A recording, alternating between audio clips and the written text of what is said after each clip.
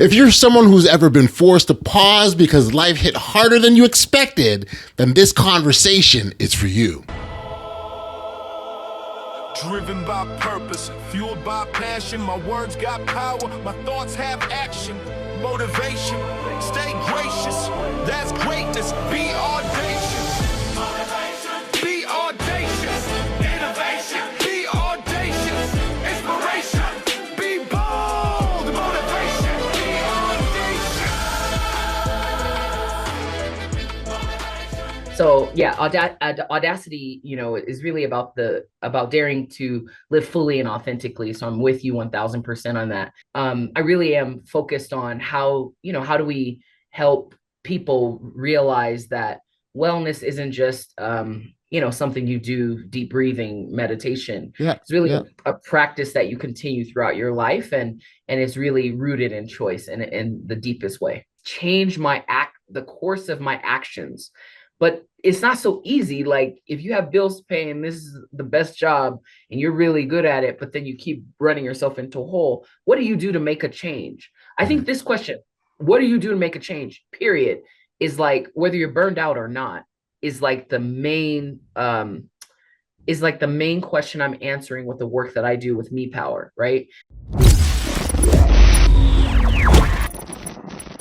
What happens when resilience isn't optional? When choosing how you live becomes a matter of clarity, not comfort. Today on the Audacious Living podcast, I'm joined by Dr. LaNysha Adams. She's an educator, wellness leader, and author of Me Power. We talk about personal power, reframing burnout, embracing reflection, and what it really means to live boldly after surviving a sudden cardiac arrest, as you'll hear when she shares her story. This one is thoughtful, honest, and deeply empowering. So without any further ado, let's get into it.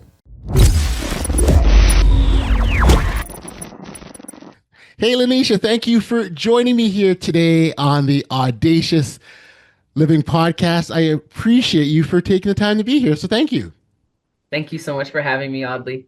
Yeah, no, it's great to be able to engage in conversations and dialogues with the whole idea of helping others get to a better place, which is a really, if you think about it, a really exciting part of a process to be a part of, right? We may never know the full extent or the impact of what we're going to have on people, but that aside, knowing that people are getting better is just a wonderful thing. And so it's a blessing to sort of be a part of that. Now, one of the things that we talk about on this podcast, and we sort of give the analogy of life kind of be like a journey, right? Like we're all on our own individual path, and on that path has got its own obstacles, its own trials, it's all of that, and it belonged to me. Like my path is different from yours, and Sally and Tom, they're all different.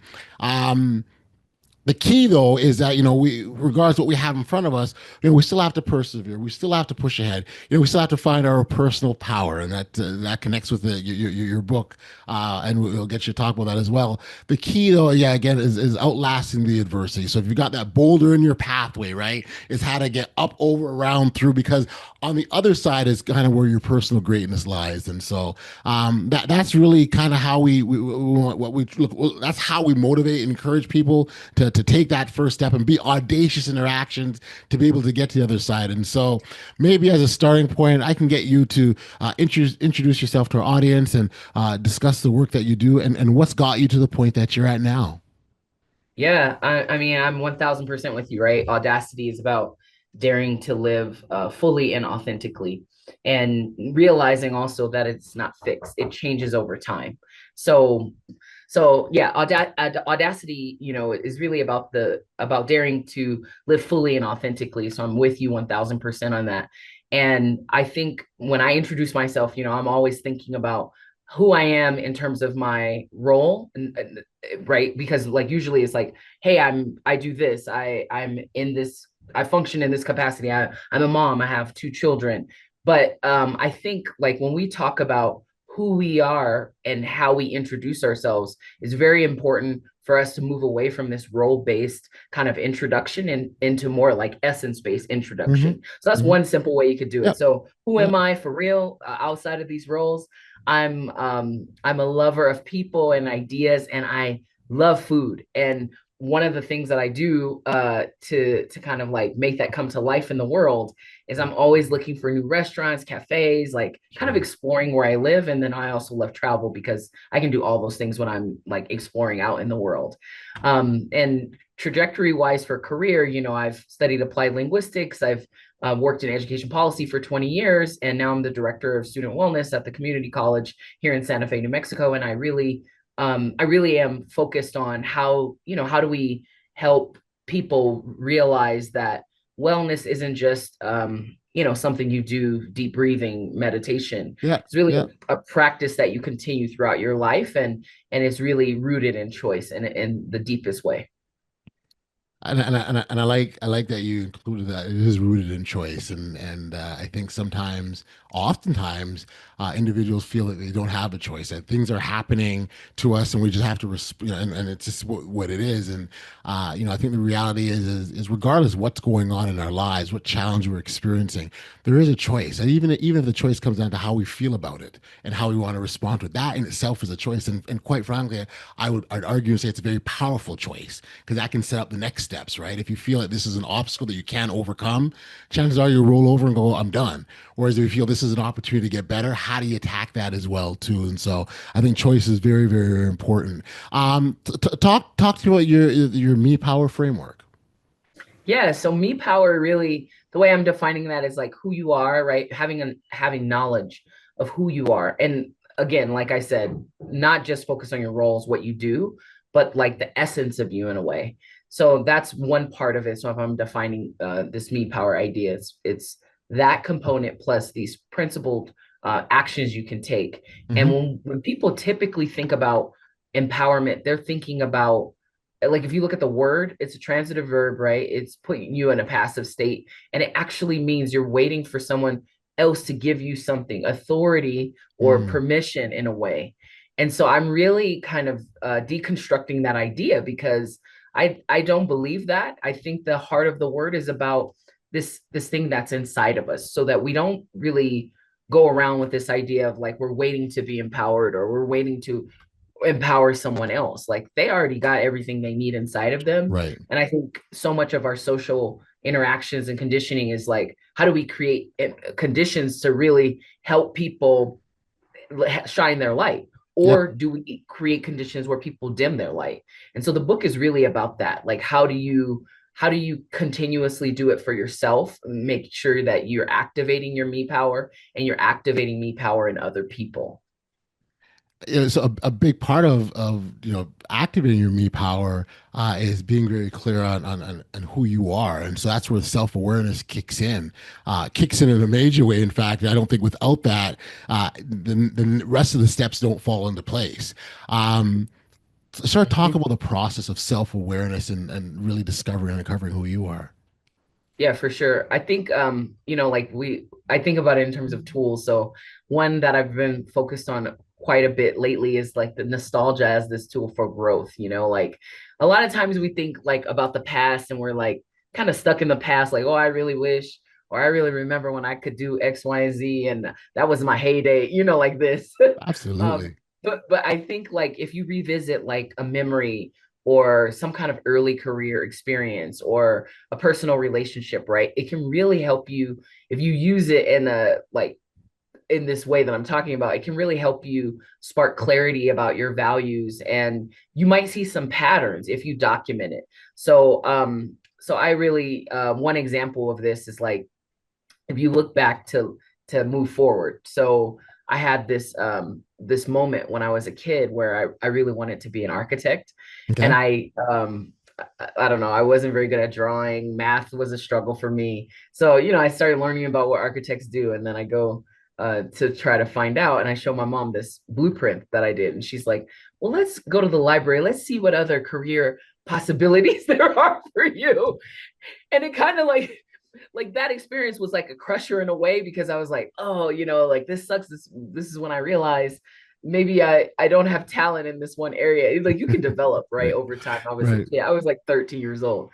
But when I think about that experience, what one thing that came out of that was releasing this idea, like maybe that's not where my strengths are. So Okay. then it led to, well, where are my strengths? And then when I was at the library, I started learning about linguistics, and I really hooked onto that, right? The science of language and how people use language and like what do they use it for? And you can Hmm. study that as a field. So when I learned, right, that experience got me to think about like what it exposed me in a way to a path that I started developing very early on. So I think like that's one example, right, of how you can kind of look back to move forward, right? And, Right. like you use this nostalgia as a guide. And I think writing helps with that also, but I'll pause there. Yeah, yeah. No. The concept of looking back is something that I had to learn to very much appreciate. Like, so there's an expression that I've heard that if you live life forward, it's an art, but when you look back at it, it's a science. And so if you look back, you can see sort of where all the dots have connected. Like I had to do this to get here, to do that to get here, and there's that sort of that red thread, if you will, is throughout. And I'm at this point where I am right now because of a collection of all those experiences. In the moment, Hmm. it didn't make sense. I was Hmm. guessing. I was going on Hmm. gut and intuition because I didn't have the answer and I was trying to Hmm. figure it out. But they all do have a nice way of coming together eventually. Hmm. Absolutely. And I think it's almost like we can think about this practice, right, of using nostalgia, looking back, reflecting. It's not just about that like as a practice. It's really about reframing our story to step into our audacity in more ways, right? Because if we didn't do it, we wouldn't be making the choices about how we see our past self as it relates to our current self, as it relates to where we're moving in the future. Not that those are bifurcated things. I mean, it's all in Right. one, but we do, we use time in a way like to help us understand. When I was 10 years ago, I was doing this. Now I'm doing this. And in 10 years, I hope and I aspire and profess to do X. Right. And so I think it's really key to like doing this audacious, bold living. Yeah, absolutely. We sort of talked about the things in our pathway and our journey and on obstacles, if you will. One thing that you had to deal with is a cardiac arrest, and that was obviously it's a powerful experience, right? And it changes a lot of things for you. But I would also imagine you can tell me thoughts on this. It also sort of changes the way you look at things like fear and resilience and maybe even life itself. I wonder if you could talk about that what that experience did for you. Yeah, I think when I think about life now, I think about death as its complementary um in this plane, right? Because we're dictated by time, right? We're born Hmm. into the world, and then one day we will die. This is a fact. I think we dance around it because like nobody likes talking about death, but death is so much part of life that, Right. especially now, I like, oh man, I'm like the spokesperson for it. I'm like, one day I might even be a death doula, because I feel like that dance is so tricky, because the people who are left have to grieve that. But Yes. then, like, say you die and you come back like I did, right? Because in like medically, when you have a sudden cardiac arrest, it's different from a heart attack. A lot of my friends, they're like, oh, you had a stressful life, you had a heart attack. I did not have a heart attack. A heart attack is a circulation problem. Something's going on, things aren't firing off. Whereas like a cardiac arrest stops the heart totally from beating. So you're done, right? And then the brain and the lung and other organs don't get the oxygen that it needs to Yes. to function. So I had January 2022, I had COVID pneumonia, but I didn't know it. I had COVID, which I did know, but I didn't realize about the pneumonia part. And this is really crucial because I think that's what led to my system shutting down. So I went through like 2, 3 weeks of recovering from COVID. This day that this event happened, which was wild, I felt the best that I had all year, because I had COVID at the beginning of the year. And at the end of the month, I was like, okay, now I feel great. And I was really stressed about producing this book, because I had already written one version of it. And then the editors were giving me all this feedback for making a huge change, like my Right. first major round of edits. And I didn't agree with them. I was feeling like whatever about it. And this day I just sat down on my couch and I was like, I'm gonna take a load off for tonight. And so my husband said, oh, I'm gonna go get pizza. we have two boys, and the baby, he was in the crib, like he's 1 years old, and he was in the crib taking a nap, and my 3 year old son was with me. And so I sat down on the couch, turned on the TV. My husband goes to get pizza, and then by the time I sit down and turn on the TV, and then a week later I wake up in the ICU. And what happened, right? Like when you I don't recall, I wasn't conscious, right? So a lot of people, when they have heart attacks, they are conscious, right? And they're clutching their chest and Yes, something's yes. happening with them.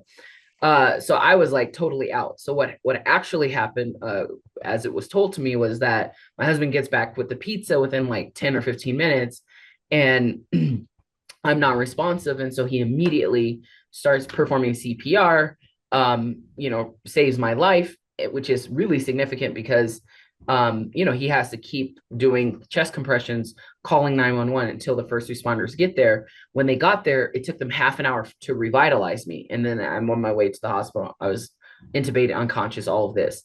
And I think that as an experience, right? Like I spent a week in a coma, and then I had to spend a week trying to get out of the hospital, learning how to Right. walk, doing all this stuff. Yeah. And I think when I think about it as an experience, I think of it like, wow, it was like the biggest,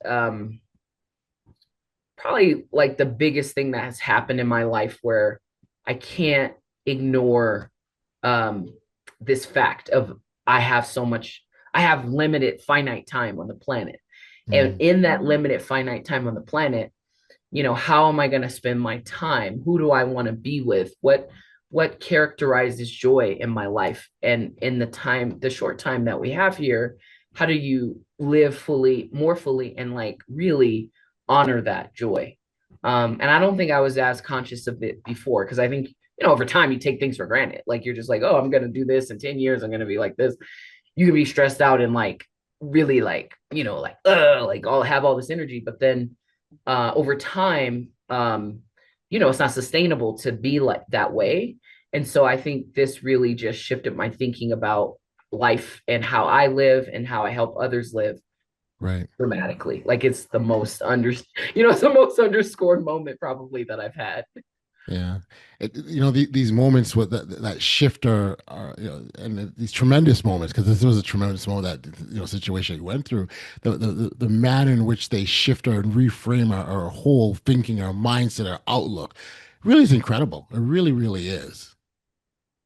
Yeah, I mean, for real. Man. Oh wow! And so on the other side of that experience, what would you say sort of the biggest takeaway for you was? Yeah, I think the biggest takeaway is this idea that we've been talking about, right? Like with reflection, with this nostalgia, from if you take those um things and you look at who you were during those moments, you really can gain some insights and clarity and courage, because even through the hardest moments, like certain things happen to us that we cannot control. So when, we're dealt this hand, what's our response to it? I think all of us have so many aspects of those, right? Of those moments. And really the biggest takeaway for me is like, how do you take this reflection at the individual level and practice of really using nostalgia to build stronger, like more resilient community.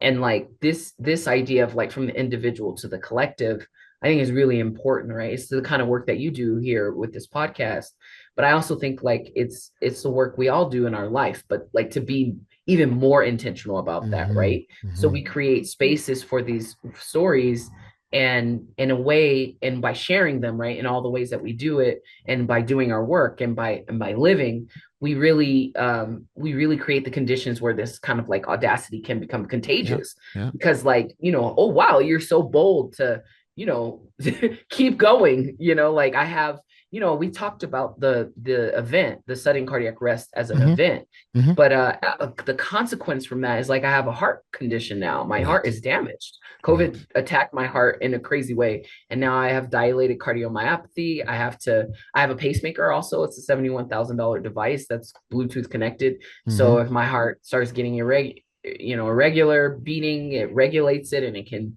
do what it does. Right. And it's kind of fascinating, right? Like when we think about these things that happen to us that we can't control. But like, who am I? I'm so bold to keep living, right? With my two young boys, and to ride the Peloton and to go for hikes, and I'll Right. be huffing and puffing, but I'm still doing it, right? Like Yes. who am I to dare to Right. live so boldly, right? Like Yes. this is Absolutely. the idea, but that's contagious, that everyone Yep. either who knows this can be like, wow, like look, I don't even have half of that. Look what else I could do. What else might I be able to do? You Right, know? right. Yeah, the manner in which it can inspire others is just beautiful. It really, really is, and that's why, I'm such a proponent of sharing our stories. Like, let's talk about what we've gone through. Let's talk about our experiences, not to hide them in shame, because there's value in that. Not only just for the person receiving, but also for yourself. Right. The more you tell your story, you own it, and you claim it. There's victory in that, and so you're doing that at the same time, inspiring others. Yeah, we gotta share. We gotta say what's going on with this, because it can do wonders, and for in so many different ways. And so I'm really happy to hear that you've done that, and then you've shown others through your actions after the event. That life still continues. It's not over, and it was a lull, it was a dip, it was a low period, but here you're on the other side, and you're still thriving and living. And so there's much to celebrate about that. You also talk about burnout, reframing burnout into clarity. I wonder if you sort of expand on what that process looks like, because burnout is big for a lot of people, right? It's like people go through, people are burnt out and don't even know if they're burnt out in some instances. I mean, forget it. I was just talking about this today with someone. It's like, the person might not know you burnt to a crisp, but everyone else feels that burnt crisp. And who wants some burnt toast? Nobody wants that. Right, right, I was talking about that today, and I was thinking, wow, I don't want the burnt. We don't want to be burnt to a crisp. right. I feel like the way that, I mean, it's almost cliche. In a lot of ways, it's like cliche to talk about burnout, because you know, when we are overdoing something and we reach our next, like this point where it's like, hey, like I really need to change the course of my actions. But it's not so easy. Like if you have bills to pay and this is the best job and you're really good at it, but then you keep running yourself into a hole, what do you do to make a change? I think Right. this question, what do you do to make a change, period, is like whether you're burned out or not, is like the main question I'm answering with the work that I do with Me Power, right? So if we're at this point where we want to make a major change and we're not 100% sure, what's what's the heart of it? I think, like, I kind of glaze over this idea of these principles of Me Power, but it's like embrace your barriers. We kind of you kind of highlighted that, I think. Focus on your strengths. I talked about that. Speak for your life, right? Like really voicing what is underneath the surface. And before you can voice that, you have to understand what it is. So you have to do something reflective or something to excavate that's underneath the surface. Choosing your guides, like who's influencing you, who are you talking to, who's helping you, and then ritualizing your reflection and really engaging in this consistent practice. And when I think about burnout, I think it's the total opposite of being empowered. It is like when you're pushed to the edge and you're on the fringes and you're just doing what you can to get by. And I've been in that place. I think most working people who've been having 20, 30 years careers, even heck, if you've been working for 5 years, you might be burnt out right now early on. Hmm. And yet that burnout piece is really it's like a disconnection from whatever you're doing, is a total disconnection from who you are at such a atom level, Right. that you feel all of these feelings that symbolically is like you burnt to a crisp. So really, like what do you do? And I think you go through this process to really excavate, to really understand Yes. what is it that you want, and how do you change, how do you voice it, and then what actions, who might you have to help you achieve it, and then Yep. what actions are you going to take to try to move. But I feel like we have to have this framework, this understanding, because if we just change jobs real quick Right. because we feel like, oh, it's the setting, wherever you go, there you are. But who are you? Mm. I Mm. mean, It's a great question. you know. Like it's like, well, who are you and how are you showing up and how is this in alignment with how you want to be? And it's not theoretical, it's through action. It's not an intellectual exercise, it's through action. And I think so many of us are stuck thinking I have to have something before I can do something else. I'm waiting, I'm looking for it on the Right. outside, and it's on the inside. Right. It naturally, as you said, as a question, who are you? It naturally leads me to the question around purpose, and I'd love to hear from your perspective, your words, like the significance of purpose in our lives. Yeah, when I think about purpose, I I'm really I was like this before, but I'm more like this now. I really think about at your end date, at your expiration date, Mm, whatever that might be, which we don't know, it can come at any time. Am I am I living according to what I would be okay with for the mark imprint I want to have on the world? And we think about purpose so broadly, like, wow, like that's such a huge question of like, well, what's the imprint? What's the impact? But when I told you who I was, right? Like outside of the roles, I'm a lover of hmm people, ideas, food, Yep. connection. Connection is really the heart of it. So how do I live my life in a way where I can do more of that, Okay. which gives me joy, which it helps me feel more alive. And then also, how do I help create the conditions for others to do that too in their own way? And it's like that relationship, right? So I think about purpose in terms of like me first, right? Like, well, what am I getting out of this? Because I don't want to be a martyr, right? I'm not a Mm, martyr. right. So then what do I how who am I and how am I showing up in the world? And how do I do that in the best way? And not only for my benefit, but for my benefit first, but Mm, for the benefit of others. others. And Yeah. really that's how I think about purpose. And when I talk about empowerment, it's in tandem with that because like we're not here on the planet by ourselves. So, That's right. what are we going to do to benefit someone else? We all have unique strengths and talents. What does that mean for me? And what does that mean for my community? Is really like this notion of purpose. But then, what you're going to do? Like, how are you going to do it? Like, Yes. let's get on with it. Like Right. I have 5 states to 50. I'm going to Toronto next year. I might hit South Africa if I can save enough money. I'm like, okay, Right. we're gonna go. We're gonna do this thing, and like that's part of my life. That's me living out my purpose.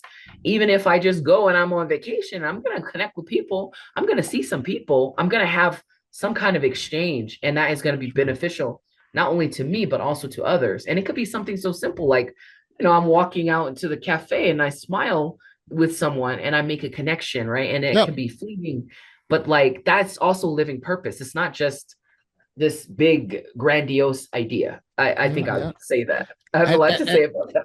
Yeah, no, and the ripple effects of that, living with that purpose. Again, we sort of talked about the impacts of sharing our stories and what those can do. Well, living with our purpose is very similar. And I'm just very happy you made the point that we're not alone. We sometimes think we are. I will openly admit. I remember one time, and I don't know where it came from. It may not have been mine. I don't know how, but I adopted this mindset. I was a self-made man, and everything that I had done was me alone, and no one else helped me. But that I couldn't be more false and farther away from the truth. We all get help even to the example of someone smiling at you, a stranger. Like these little things do matter, and so if we're intentional about our living and intentional about impacting others and intentional about how the way we show up, yeah, I think the impacts are huge, and again the ripple effects are just so far reaching. Yeah. Totally. I love these ripple effects because you never know. Yes. Yeah. You literally never know. And it's so beautiful, this idea, because when it happens to you, then right? That's Like right. then you That's right. definitely know. You That's it. definitely know. It's like, oh, it's come around again. And you're not waiting around for it. You just No. so No. grateful that it No. happens. You're like, wow, like this is amazing. Such a And good that's where the feeling. gratitude comes in. You said grateful. That's where the gratitude comes in because it's one thing for these things to happen to you. The other thing is to recognize and be appreciative that they happen to you, right? And I mean they could pass you by like a subway train or something. You may not even notice it, right? So it's being aware, Exactly. being understanding. This is what it is, and being appreciative of the experience that you had or the people that you had in your lives because they all do. They count for something.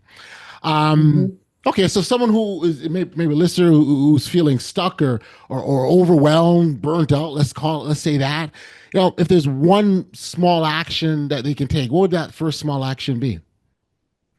Yeah, I think the one thing someone can do is really practically, right? Like document what's what's your experience right now in 7 words. What is it? How do you voice it? What do you get? What do you call it? Mm-hmm. And then this idea, right, of like identifying where you are can be a window into where you were maybe before, which is, was a time where I had to learn something about courage. Where was a time where I was struggling and I wasn't struggling anymore? When was that time? And then as you start to think about your answer to that and actually write it out, I think it really helps you connect. Like first you got to start with documenting like where I'm at, where am I now, Right. but then like where was I maybe in the past that I've gotten out of, and then like that the relationship between those two things can be you can step outside of your experience and kind of see it for what it is in black and white. And when you're looking Mm-hmm. at the story, you're looking at the words on the page. This is the guide, right? Like you could do it with a friend, you could do it on social media, you could do it, Yep. you could use a Yeah. lot of tools to do it. But if you're sitting with yourself, you can do it with yourself, by yourself. And then I think that this process, right, like of relating those two things will help you. That in and of itself is action that helps you move forward. And it can be as simple as that. And I really think that's important to impart to listeners, because I feel like sometimes some of these big ideas are so big Right. that we feel like we can't reach them. But Mm. 7 words, and then like what was a time where I was struggling and I got out of it? How did I do that? Oh Right. yeah, I remember. Ba, ba, ba, ba, Yes. ba. Yep. You know, I think That's that's right. really And important. I think that's why it's so important that we sort of take stock of our wins and celebrate them because sometimes those little things that we take for granted, right? We forget that. And if you stop and look at it, we've been doing this our entire lives. Like we've just Oh my been gosh. overcoming stuff. You think of it as a baby, we learned how to walk. Well, we fell down a few times first, but we still got up and I think by doing that, it helps to strengthen our resilience because it's always there. It hasn't gone anywhere. It's how much of it you tap into when you're going through these moments. And so, as you suggested, those are some great ways of being able to sort of strengthen our resilience, if you will. Yeah, I mean, we take it for granted. Like you said, like we're so focused on the next thing that what did we accomplish? We were busy in activity every single day. What have we accomplished? Right. And we typically think about the accomplishments like I got the PhD. I don't know, produced children. I got out of the hospital. Like we think like that, like, oh, it's so big. But what about the small accomplishments? Like, I went to this cafe yesterday and I talked to the shop owner about an internship program we have at the college. And then she sent an email, and the internship coordinator wants to connect her and get an intern in there.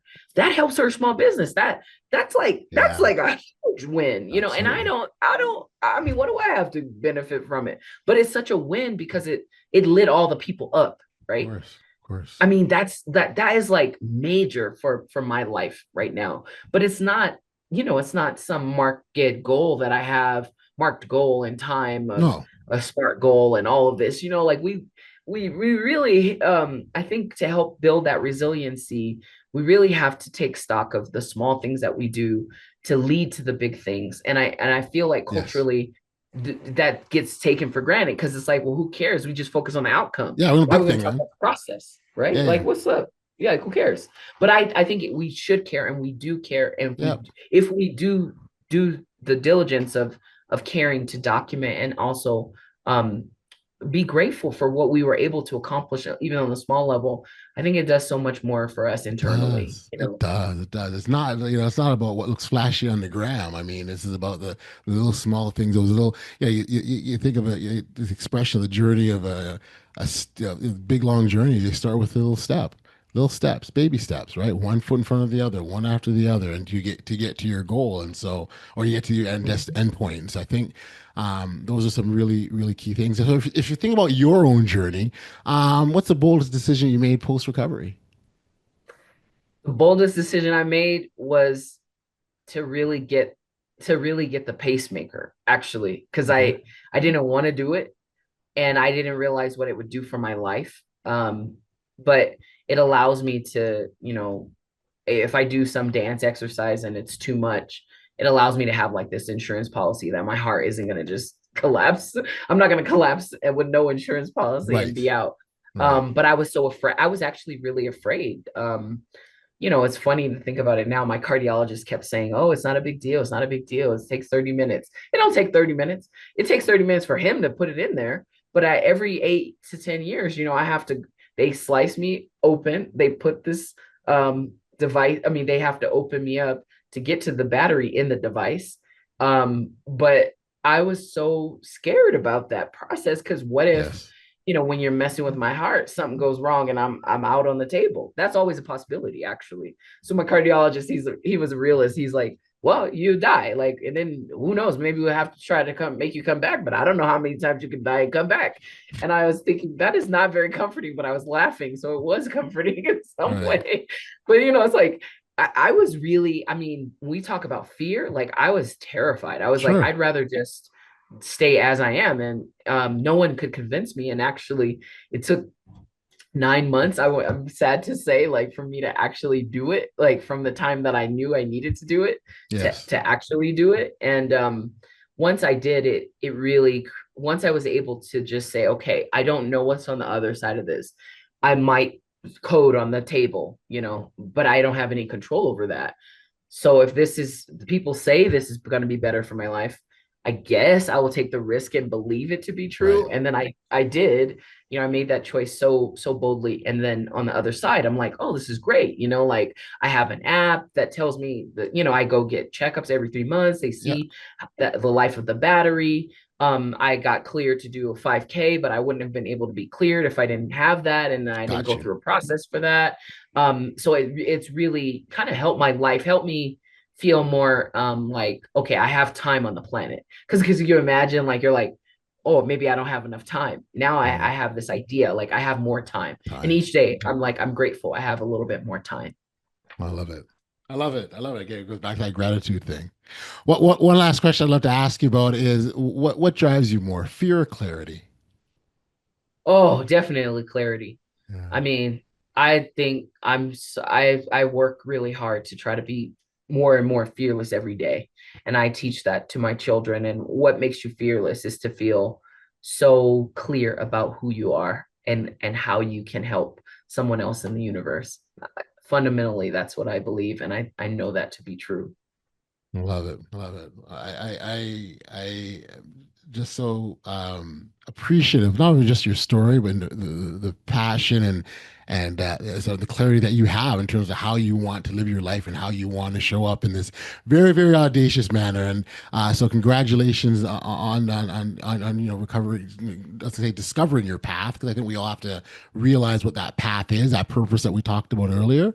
And you've clearly done that, which is fantastic. For listeners that want to connect with you directly or pick up a copy of your book, where could we send them?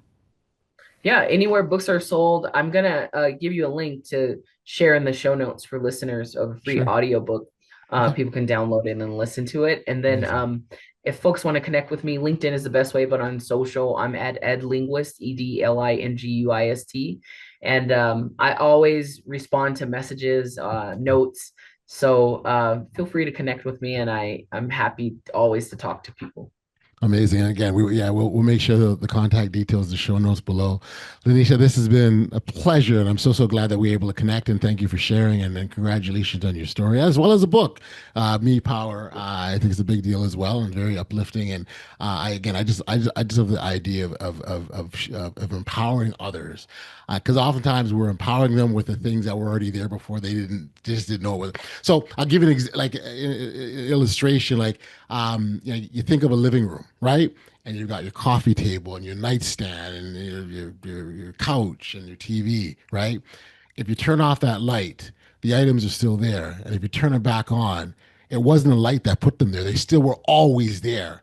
That light switch just allow you to see it. So your book allows them to see what's inside of them. And so that's what I kind of relate that to, and really, really important. So congratulations on that. And thank you for being a guest today on the Audacious Living podcast.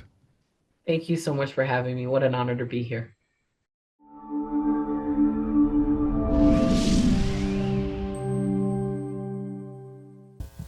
Back we are here on the podcast, and much thanks and appreciation goes out to LaNysha for being here. If this conversation resonated with you, I want you to take a moment to reflect on the one question: who are you becoming? A big thank you again to LaNysha for sharing her story and providing the clarity as well as her courage. Be sure to check out her book, Me Power, and we'll include it in the links in the show notes so you can connect with her directly. And remember, again, personal power is a lot like that dimmer switch. The light is already in the room. Sometimes it just takes intention to turn it up. And as always, if today's episode added value to your life, share it with someone who needs that reminder that resilience is already inside of them. Until next time, stay safe, be kind, show love to one another while we keep living your best audacious life. Be audacious, y'all. Take care. Driven by purpose, fueled by passion. My words got power, my thoughts have action. Motivation, stay gracious. That's greatness. Be audacious.